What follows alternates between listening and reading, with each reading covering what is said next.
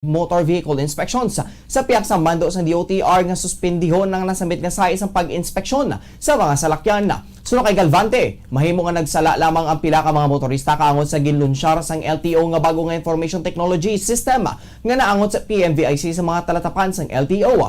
Tinutuyo o kung tinutuyo sini nga magamit ang sang husto ang Motor Vehicle Inspection and Registration System o kon MVIRS bilang reimposisyon sang mandatory vehicle inspection sang PMVIC. Dugang pa sang LTO chief nga tinutuyo man sang bagong IT systems nga sang Land Transportation Management System o kon LTMS na makakuha sang nagakaigo nga datos kaangay sa roadworthiness, status kag safety sa mga salakyan sa pungsod. Ginmando man ni Transportation Secretary Tugade ang pagsuspende sa mandatory inspection kag testing sa mga salakyan sa PMVIC. Samtang nagapatigayon pa sang pagtuon sa nasambit nga proseso nga kabahin sang pagrehistro sa mga salakyan. Ginalauman sa mga manugbaligya sang bulak sa syudad sang Bacolod nga magadamo na ang customer sa masulod nga semana pagod nagilapit na ang tigkalalag. Iniapisar pa nga sirado ang mga sementeryo halin Oktubre 29 tubtob Nobyembre 2 santo sa mando sang Interagency Task Force on Emerging Infectious Diseases. Sa interview sa Bombo Radyo Bacolod kay Rosalinda Pactauin nga nagabantay sang flower shop sa likod sang Base Center, hindi pa tuman kadamo ang nagabakal sa karon apang ginalauman nga mangin mabakal ang bulak sa weekend. Sa tinalikdan nga semana sulo kay Pactauin, madamo ang order nga bulak para sa patay kung sa din set ang ginapahimo apang nagpuas na ini sa karon. Ang isa ka set ang ginabutang sa idalom kag ibabaw sang lungon ang nagabili sang 6,000 pesos. Ang kalabanan nga ginabakal para sa patay sunod sa flower vendor among Malaysian moms o kung sa diin ang tatlo ka stems ini sa anuman nga color ang nagabili sang 100 pesos. Isa man kadusena ang nagabili sang 400 pesos. Ang antorium naman na nagabili sang 450 pesos kada dosena kun gagmay kag 500 pesos kada dosena kun dalago. Nagahalad man sang rosas sa ila minatay kung sa diin o kun may nagahalad man sang rosas sa ila minatay kung sa diin ang set sini ang nagabili sang 800 pesos kag 400 pesos sa isa kadusena. Kag may mga tinion man nga ginasimpo nini sa iban nga mga bulak. Mabakal naman ang bulak nga nabutang sa basket bangod ang gamay nga basket ang nagabili lamang sang 150 pesos kag maigugid sa budget sang mga bumalakal. Kaya nag-limita sila sa ilang mga budget. Oo. Oo. Damo ang ilang nga ginabutangan, di makadamo sila. Kaya sarap dito bulabahat lang. Color yellow ni Malaysian, ma'am. Ang stick niya, 3 for 100. Okay. Oo. Kung magdasan na ta, kay 12 kabilo, 400 isa kadasan. Ang kabahin sang pagpahayag ni Rosalinda Pactauin ang nagabantay sang flower shop sa likod sang Base Center. Ang supply sang bulak nga nagabot sa Bacolod na nagikan sa Baguio City kag Cebu. Sa tiladikdan nga naglabay ang Bagyo Lani, apektado man ang supply sang bulak kung sa diin laya ng iban sang nakadungka sa Bacolod. Nagapaayo man ang supplier o kung nagapaayo-ayo man ang supplier, agod nga hindi mamirdihan ang nagakumpra. Nagaugyon ang Secretary General sa General Alliance of Workers Association o gawa sa vaccination program sa gobyerno apang ginakabig sini nga diskriminasyon ang no vaccine no pay policy. Sa interview sa Bombo Radyo kay Winnie Sancho, ginpahayag sini nga dapat magkooperar sa gobyerno kung anuman ang target agud malikawan ang paglaptas ng COVID-19 apang sabayin sa mga mamumugon.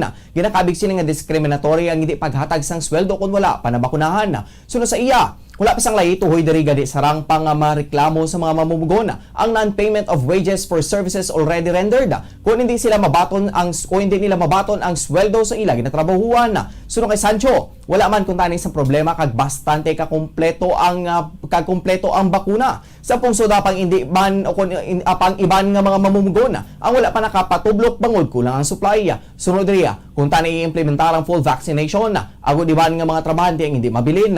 Sunod diriya, kung available man lang ang bakuna, pwede gid nila ini mapatuman apis sang reaksyon sang labor group apang kung tani mayara sang exemption bangod iban nga mga trabahante may ginasukrer nga mga medical conditions. In the first place, dapat mag-cooperar kita sa gobyerno, kung amo gid man na ang target to prevent the contamination of virus of COVID-19. But then, on the other hand, sa mga hanay naman sang in the first place, discriminatory, kamanti wala pagid man sang layi, legislative act sabi, Kag pwede makareklamo ang workers pero abi ako wa mo ginsweldohan. Pwede ko ya ka-file kaso nga non-payment of wages for services already rendered, no? Nabatian si Secretary General Winnie Sancho sang gawa.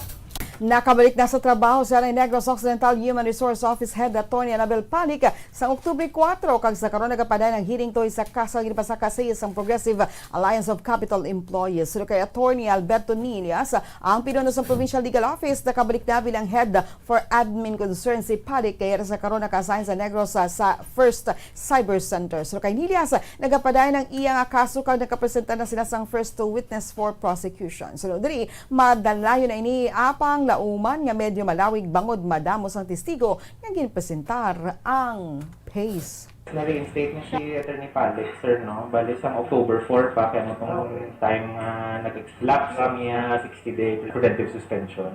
So, ara na siya subong sa Cyber Center, kaya mo nang iya last na assignment, no? So, ara to siya nag-assist for Head for Admin Concerns. Of course, ongoing ni Yato ng case. Actually, in fact, ara na kami subong sa, nakapresent na kami first witness.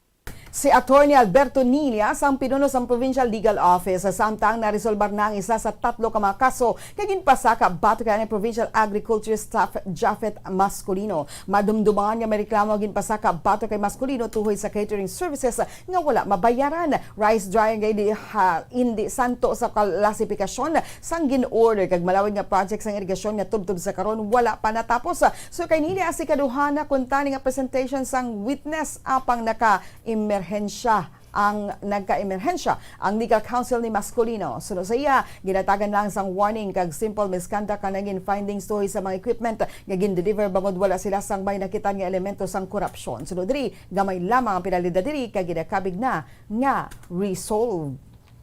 Kung sa equipment, actually findings namon was na siya do simple misconduct lang balahaw. Kaya there's no element of corruption. So wala man nakasuffer damage ang government. Wala kami kabayad. So gina na lang namin. Wala na lang namon gin-warning lang namon. I-considerin sa penalties ang simple misconduct. Gamay na lang balahaw. Resolve na siya. Pero of course, there's a stern warning on their part never to repeat the offense.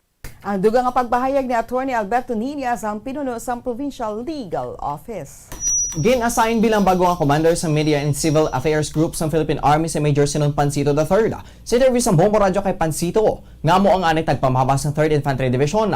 Gin-assign ini sa Civil Relations Service ang AFP nga nakabase sa Cap Aguinaldo. Suno sa iya, sa karon hindi lang sila isa ka rehiyon sa ang iya sakop, kundi ang Philippine Navy, Philippine Army, kag Philippine Air Force sa bilog nga pungsod.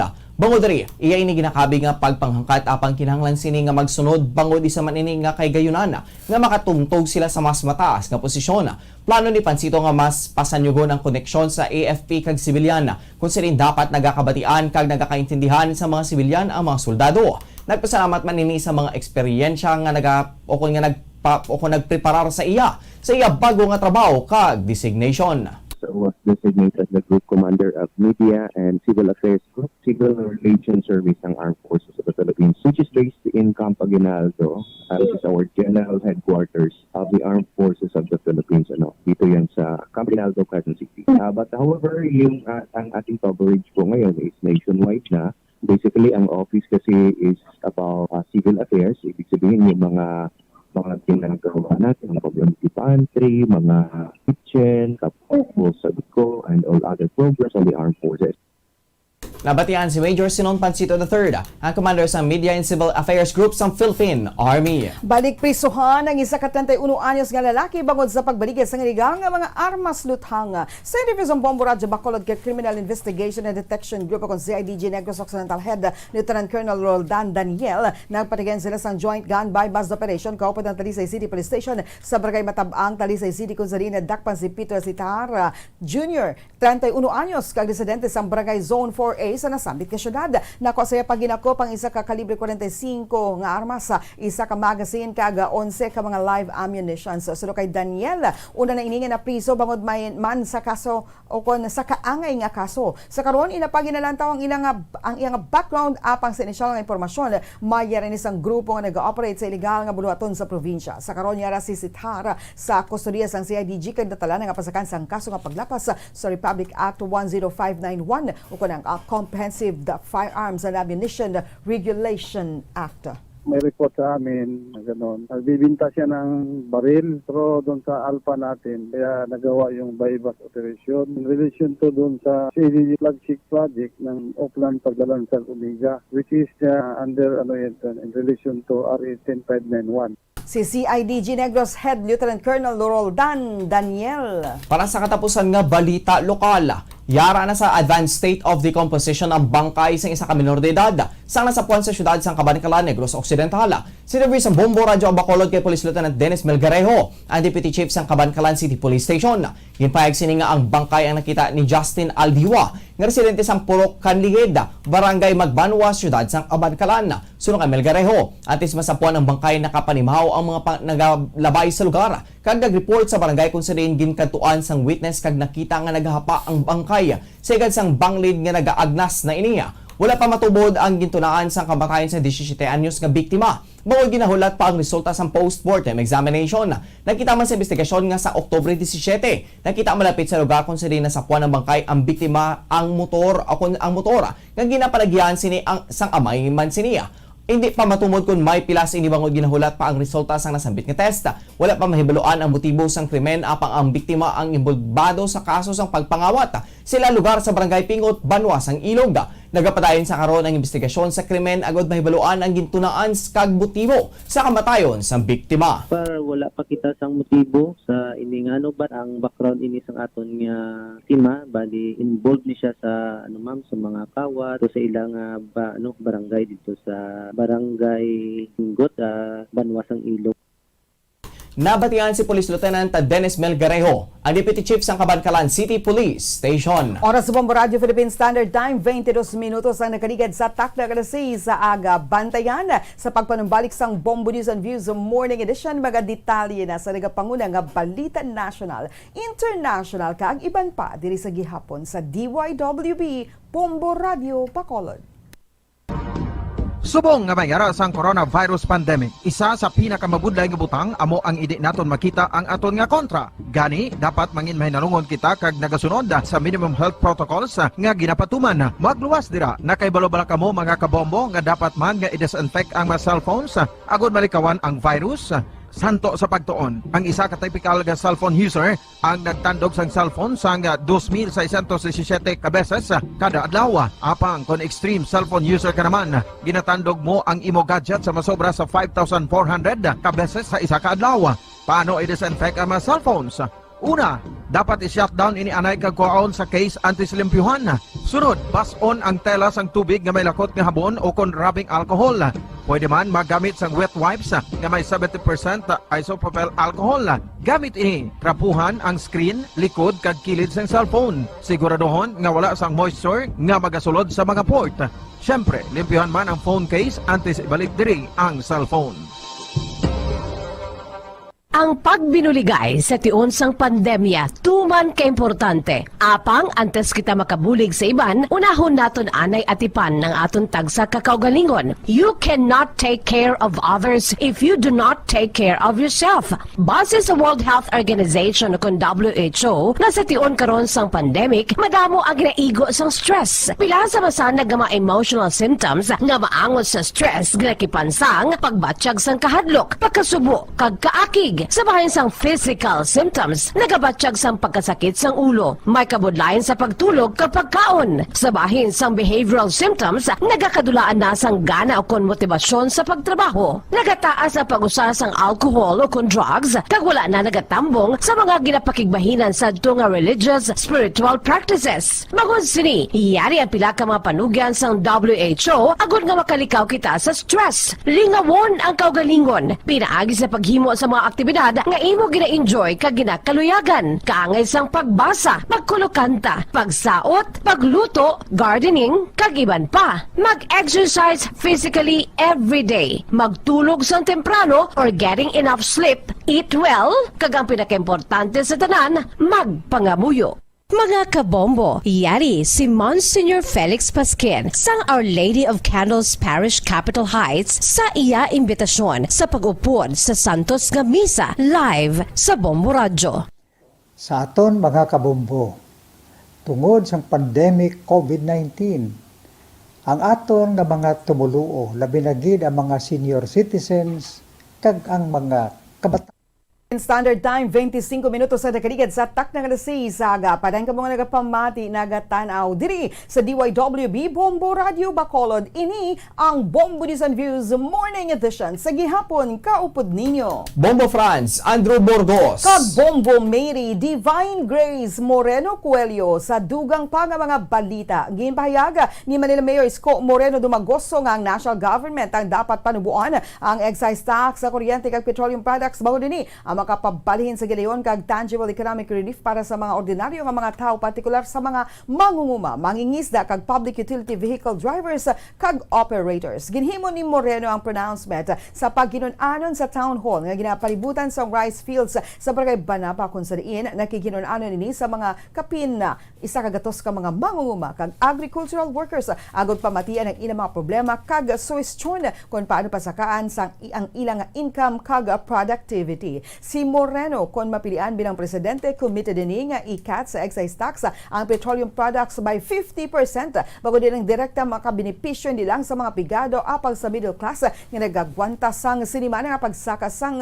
presyo sang gatong. Ang aksyon demokratiko standard bearer ang nagaplano man sang 50% tax break sa kuryente bago din ang makabenepisyo nila lamang sa mga konsumidor sang elektrisidad apang sa mga tangiyaman sa business enterprises bago din ang makadugang sa savings o kon income sang tanan. Oras sa Bombo Radio Philippine Standard Time, 26 minutos ang nakaligid sa tak ng alas 6 saga. Saylo kita sa mga detalye na sa nagapanguna nga balita nasyonal. Ginpahayag ni Presidente Rodrigo Duterte kahapon nga ang investigasyon sang International Criminal Court o ICC sa drug war killings ang naghatag sang nerbiyos kay Senador Ronald Bato de la Rosa.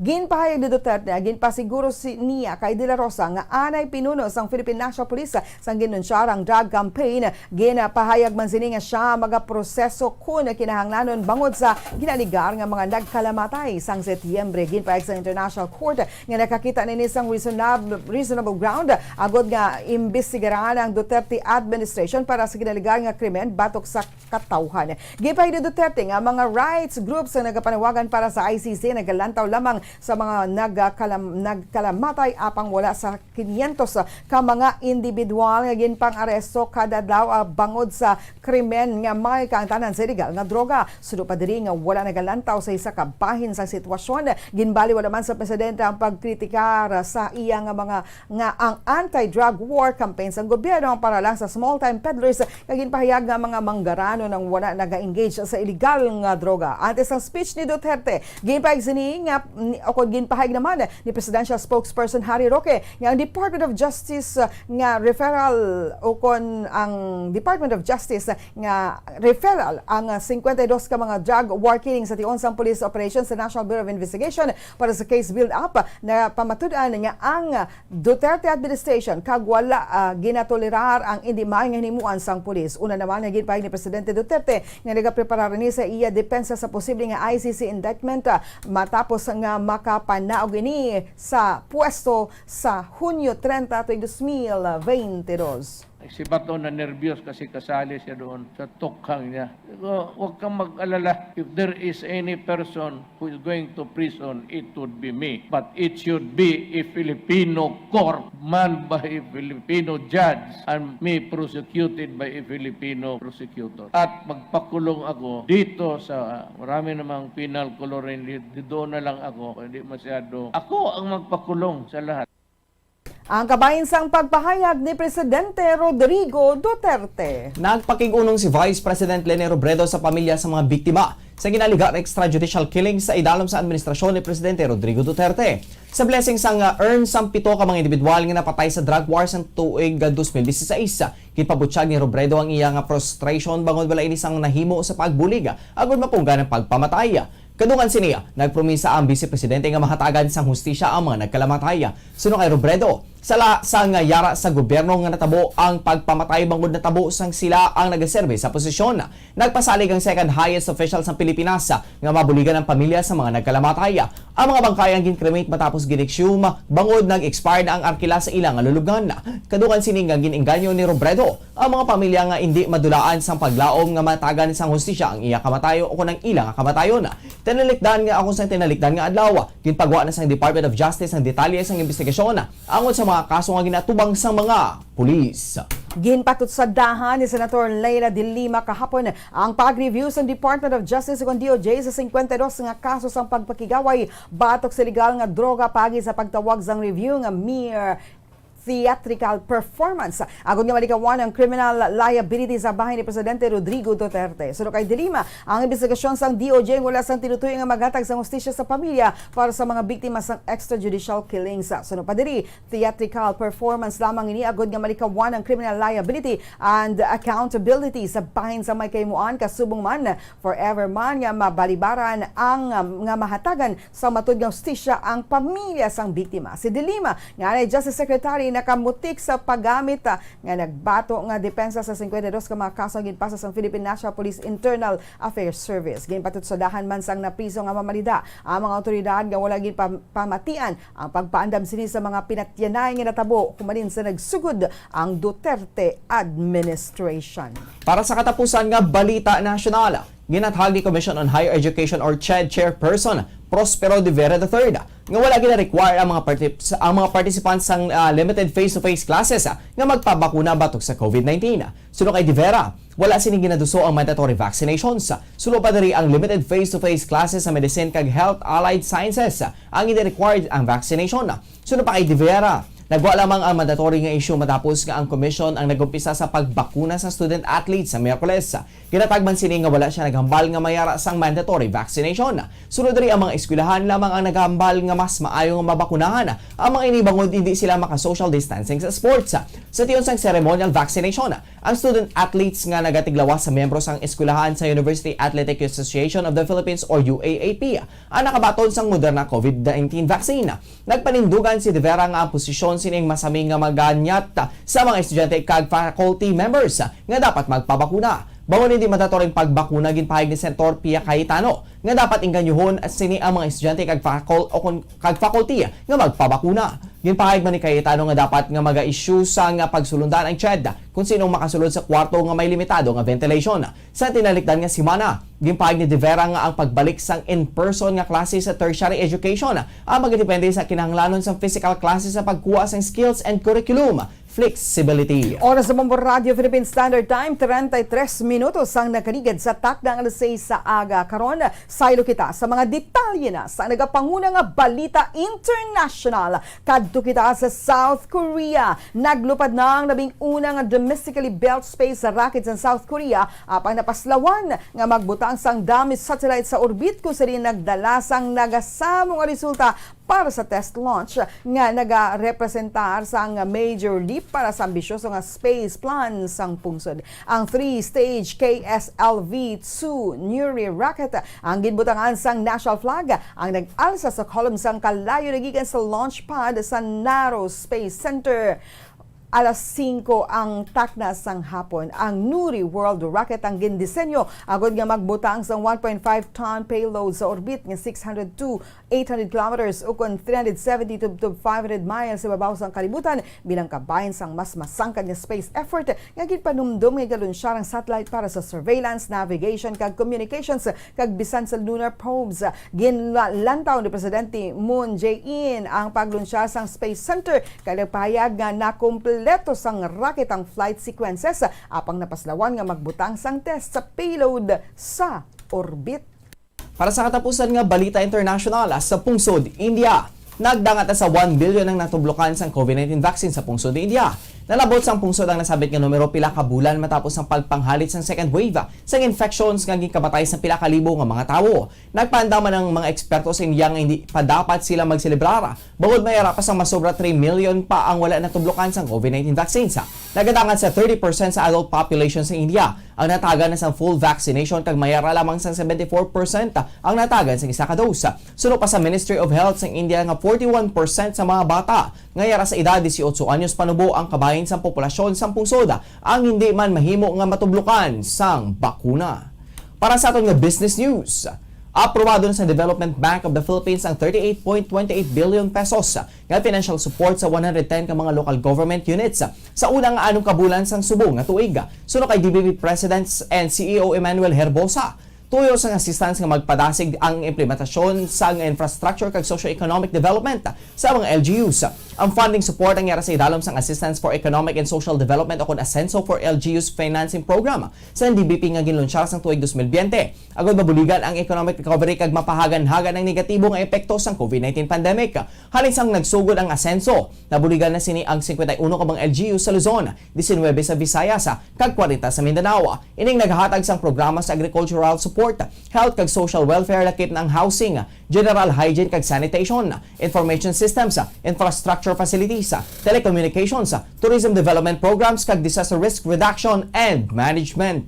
Para sa aton nga foreign exchange rate, ang isa ka US dollar may baylo nga 50 pesos and 80 centavos.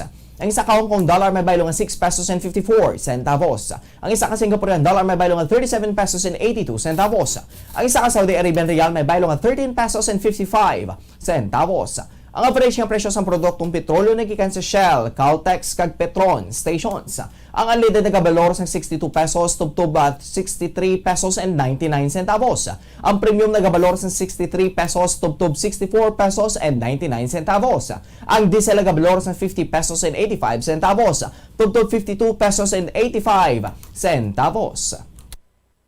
Para sa aton nga sports news, handa ng football team sa Pilipinas sa pagsabak sa AFC U23 Asian Cup 2022 qualifiers nga patigayunan sa Singapore sa Oktubre 25 tubtob 31. Sunod sa Philippine Men's Under-23 National Team, yaran sila sa final stages ang preparasyon para sa hampang. Ang U23 Ascals ang kabahin sa Group H sang AFC U23 Asian Cup 2022 qualifiers. Kaupan ng defending champions nga Korea Republic, ang host sa Singapore kag ang team sang Timor-Leste. Ang hampang sang Ascals ang patigayunon sa Jalan Besar Stadium kontraon sang Ascals sang Korea sa October 25, Singapore sa October 28 kag Timor-Leste sa October 31. Sa 23 ka mga players, apat ring nakampang sa FIFA World Cup o kon AFC Asian Cup qualifiers sa United Arab Emirates sang bulan sang Hulyo o kon Hunyo nga ginalakipan sang midfielders nga sanay Oliver Bias kag Mark Winhofer, goalkeeper nga si Quincy Camerad kag defender nga si Justin Bass. Sa subong ginakompleto ang sang team ang ilang training camp sa Doha, Qatar kag sila ang gina-host sang Qatar Football Federation. Nagpadalo man ang Ascal sa closed circuit training bubble sa Lipa, Batangas sa bulan sa Setyembre. Mayaran sa kabugusan ng 11 ka mga grupo sa qualifiers. Ang team nga magadaog ang mag-avanse sa Asian Cup sa patigayunon sa Uzbekistan sa Hunyo 1 tubtob 19 tuig 2022. Oras sa Bombo Radio Philippine Standard Time, 28 minutos na nakaligad sa tak na alas 6 sa aga. O kung 38 minutos na nakaligad sa tak na alas 6 sa aga. Kagkaroon sa ato naman nga entertainment news. Ginpanindugan sang showbiz newcomer nga si AJ Raval nga iniining mangguba sang pamilya sang iban. Kadungan ini sang pag-sorry ni Raval sa aktres nga si Kylie Padilla pangud sa pag-share sang statement sang bana ni Kylie nga si Aljul Abrinica nga nagakusar sa iya sang pagluib sa ilang relasyon. Ang sorry ni Raval ang ginpaagi sini sa TikTok video. Diri ginpaagi ni Raval nga nagaapekto sa iya nga mental health kasi iya nga pamilya ang nasabit nga kontrobersiya. Sa aktres nagaplano ini nga hindi magamit sa social media agad nga makafocus sa iyang kaugalingon. Suno kay AJ, wala siya nagasawsaw sa issue na daya Abrinica kag Padilla, kundi ginshare niya ang post agad nga maproteksyonan ang iya kaugalingon kag pamilya. Nasubuan si AJ Raval nga ginakusaran ini sa mga bagay nga wala niya ginahimo kung sa din ginatawag ini nga kabit kag manuguba sang pamilya nga hindi man matuod. Ginpanindugan sa aktres nga wala siya sang ginaguba nga pamilya kag hindi gid ini mangguba sang pamilya. Apang sintenik nga semana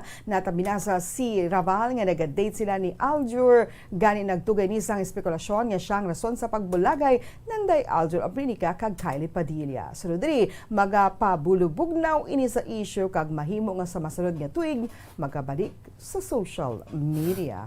Yes, and I'm really sorry sa lahat po ng naapektuhan, sa lahat po ng nagalit. Pasensya na po. At sana mapatawad niyo ako. So, yun lang. Maraming salamat sa mga nagmamahal sa akin, sa mga sumusuporta. Nababasa ko yung mga message niyo. Na-appreciate ko kayo lahat. Thank you. Ayoko na. Gusto ko na lang po ng peace. Sana matapos na to. Kasi bugbog na talaga yung mental health ko. Hindi ko na kaya. So, mag-social media detox muna ako siguro. Next year na lang ako babalik sa social media. Ang baguhan nga aktres nga nakman sa isa ka action star ang aktres nga si AJ Raval. Para sa aton nga Bombo Health News, nadiskubrihan sa pagtuon nga ginpatigayon sa Israel nga epektibo ang Pfizer-BioNTech COVID-19 vaccine sa pagpugong sa infection kag symptomatic disease nga tugas ng Delta variant sa mga kabataan nga nagedad 12 tubtob 18 anyos. Ang findings ng study gin-publish sa New England Journal of Medicine natukiban sa mga researchers nga makaligad ang 7 tubtob 21 kaadlaw pagkatapos ng second dose. Ang bakuna ang 90% nga epektibo sa pagpugong sa COVID-19 infection. Sa adolescents kag 93% nga epektibo batok sa symptomatic COVID-19. Gin-review sa mga researchers nagikan sa Conclave Health Maintenance Organization kag sang Harvard University ang data nagikan sa 94,354 ka mga kabataan nga nagedad 12 to 18 anyos nga nabakunahan kag kaangay man nga kadamuon sang mga bata nga wala nabakunahan sang Pfizer-BioNTech vaccine. Ang research kung pagpalanalawsaw sang ang ginpatigayon sa halin sa bulan sang Hunyo tulob Setyembre kung sa rin madamo ang kaso sang Delta variant sa Israel. Ang Pfizer-BioNTech vaccine ang nakabato na sang authorization nga pwede na ini matublok sa mga kabataan nga nagedad 12 pasaka. Oras sa Bombo Radio Philippine Standard Time, 41 minutos na nakaligad sa takna nga 6 sa aga. Kagkaroon sa ito naman nga balitang espesyal. Pinaka daw pa lang matapos nga ginlubong ang nagtaliwan nga may ni Edward Eliorin Jr. sa isa ka pampubliko nga patio sa Maragusan, Davao de Oro. Apang nakibot ini sa nakitaan na pagpadulong sini sa lulubngan. Samta nagabutang sang tent para sa ikasyam nga adlaw sang pagkamatay sang iyang amay. Nanotisya ni Edward nga mayara buslot ang nitso. Magluwas diri may buslot man ang napulo ka mga tupad nga mga nitso. Sunod sa iya, wala naman sa may nadula nga gamit sa bangkay kag wala ini nakahibalo kun ano ang tinutuyo kun motibo sa mga sospetsado. Apang sunod sa mga netizens nga nagkomento sa iyang Facebook post, tuway-tuway o kun nikap ang target sa mga sospetsado nga ginihimo anting-anting bangod na notisyaran ni Edward nga ang buslot sa mga nitso ang yara malapit sa tiilan. Napanawagan nini sa mga himata sa mga minatay sa nga bisitahon ang mga nitso sa ilang mga pinalangga sa kabuhi kag naginyo man sa mga otoridad nga bantayan sang maayo ang patio agud malikawan ang mga kaangay nga hitabo. Pag-imbestigahan man sa Maragusan Municipal Police Station ang insidente. Oras sa Bombo Radio Philippine Standard Time, 42 minutos ang nakaligad sa atak ng alas 6 sa aga. Karon sa detalye o kung sa ato na nga weather update. Alas 3 kayo na sa kaagahon ang low pressure area kung LPA. Ang uli nga nakita siyara sa 525 kilometers east ang G1 Eastern Samar nga nagdungan sa Intertropical Convergence Zone o kung ITCZ. Ang nag-apekto sa Palawan, Visayas kag Mindanao. Ang Caraga, Eastern Visayas kag Central Visayas ang makaeksperyensya sa magulugal-umon nga kalangitan nga may lapta-lapta nga pag-ulan kag pagpanagub dala sang ITZZ kag LPA. Ang Batanes kag Cagayan ang makaeksperyensya sa magulugal-umon tubtob magal-umon nga kalangitan nga may tumalagsaon nga pag-ulan dala sa northeasterly surface wind flow. Ang Metro Manila ang makaeksperyensya sa magulugal-umon tubtob magal-umon nga kalangitan nga may tumalagsaon nga pag-ulan o kung pagpanaguob dala sang ITCZ localized thunderstorms. Ang Northern Luzon ang may kasalangan nga paguyop sang hangin padulong sa Naminhan na Sidlangan. Ang nabilin nga bahin sang pungsod na may mahina tubtob makasalangan nga paguyop sang hangin padulong sa Naminhan na Sidlangan. Tubtob Naminhan na katungdan ang baybayon diri ang may kasarangan tubtob mapalod. Ang antad sang temperatura una kita sa Metro Manila 25 to 33 degrees Celsius ang antad sang temperatura.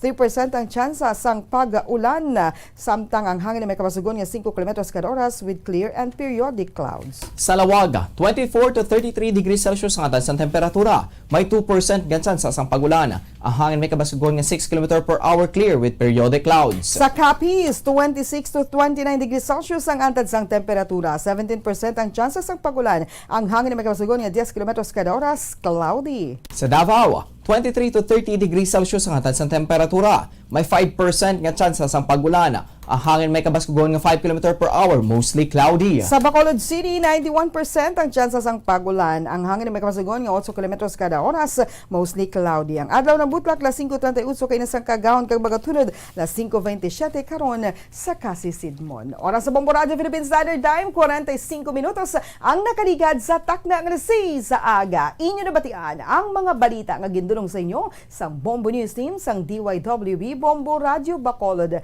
sa subong adlaw sang Biyernes, Oktubre 22, 2021. Sa ato naman nga Christmas countdown, 64 days to go before Christmas.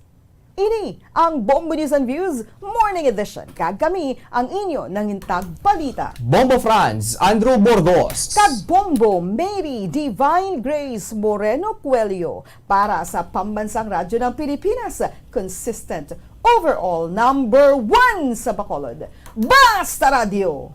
Bombo! Kag sa ito nga Bombo News Analysis, ayon padala sa isa kamaukod nga tagpalamati sa Bombo Radio Bacolod, inang ginbasa ni Bombo Daniel Ixones. Kag ini ang may tigulo, bayaran! Sa akon manubo nga paminsaron, ginapilit ko nga tungkaron kung ano gid bala ang dako nga rason nga ang mga tao kandidato ila ginatibuong. Kung hinaling ikaw wala sanggana, pilit ka nga silawon sang ila nga kwarta, hantod nga ikaw madala sa ila, labi na gid ang pigado naton nga mga kasimanwa. Ang ila mga pila ka loyalista, masako na karon sa pagpanglista, sa posible nga ila tagan sang ayuda, nga gikan mismo sa syudad nga kwarta. Nagadamo na gid ang mga bayaran, bisan sa masyado na kaklaro nga sila gina panghimuslan. Kwarta nga gikan mismo sa aton nga kaban, sa ila paminsaron sila ang ginabuligan. Ginatulirar nila ang mga matamad, tao nga pirmi na lang palad ang nagahumlad, nagaulat sang kwarta bilang bayad, bisan pa nga kontra kuntani sa ila nga luyag. Samtang ang mga ini nagaluntad, malayo pa nga kita ang magauswag, tungod madamo sa gihapon ang mga matamad, tugas ang politiko nga mahilig mangbayad. Ang ini nga pangunahuna ang pananawan ng inpadala ni Jeffrey Pilayo sa Libertad Extension, Bacolod City. Sa mga tagpalamati sang Bombo Radyo Bacolod, pwede man kamo magpadala sang inyo panghuna-huna kag pananawan sa Bombo News and Views Morning Edition. Care of DYWB Bombo Radyo Bacolod, CBS Development Corporation Building, Lacson Street, Mandalagan, Bacolod City. O kung pinaagi man sa email address sang Bombo Radyo Bacolod, bombo_bacolod@bomboradyo.info. Bombo Radio Bacolod. Number 1! Basta Radio Bombo! Nakahibalo bala kamo